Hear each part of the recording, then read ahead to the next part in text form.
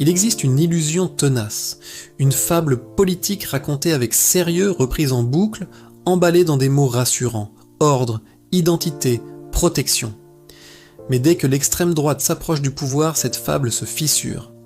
Et derrière, on retrouve toujours le même décor, tension, violence, division. Ce n'est pas une opinion, c'est un schéma historique. Partout où les idéologies d'extrême droite s'imposent, les mêmes effets apparaissent, presque mécaniques. Désignation d'ennemis intérieurs ou extérieurs, restriction progressive des libertés, militarisation du discours politique, déshumanisation de certaines populations. Ce cocktail n'a rien d'abstrait, il fabrique des réalités brutales. Guerre, répression, déplacement de population, violence systémique. Sous l'impulsion de Benjamin Netanyahou, Israël s'est engagé dans une logique de confrontation permanente. La sécurité est devenue un argument total. En parallèle, sous l'influence de Donald Trump, les États-Unis ont normalisé une posture brutale. Menace ouverte contre des États comme l'Iran. Logique de rapport de force permanent, mépris affiché pour les équilibres internationaux, discours clivants, parfois ouvertement haineux.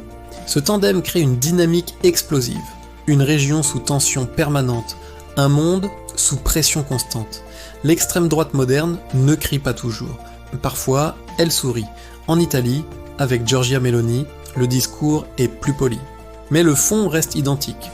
Nationalisme affirmé, politique migratoire dure, réécriture culturelle et identitaire, pression sur certains contre-pouvoirs. Le danger ici est plus subtil. Il ne choque pas immédiatement, il s'installe. Et c'est souvent ainsi que les dérives deviennent durables.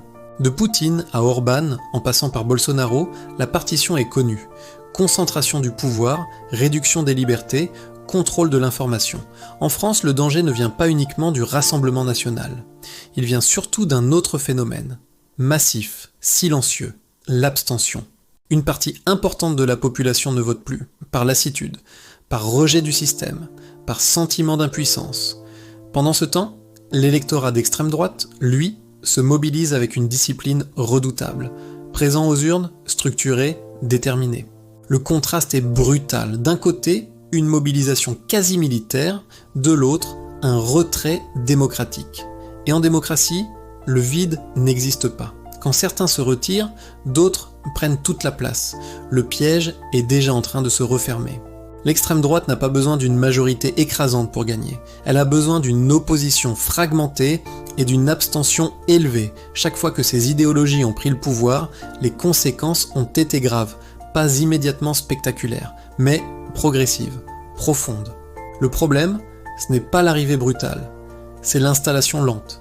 Si vous ne votez plus, vous laissez décider ceux qui votent. Ne pas choisir, c'est laisser les autres choisir à votre place. L'extrême droite promet l'ordre, elle produit le désordre. Elle promet la protection, elle crée des fractures, elle promet la stabilité, elle installe la tension. Le véritable danger n'est pas seulement son existence, c'est l'indifférence face à sa progression.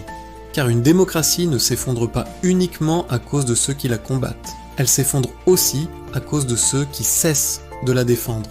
Et cette fois, personne ne pourra dire « on ne savait pas ».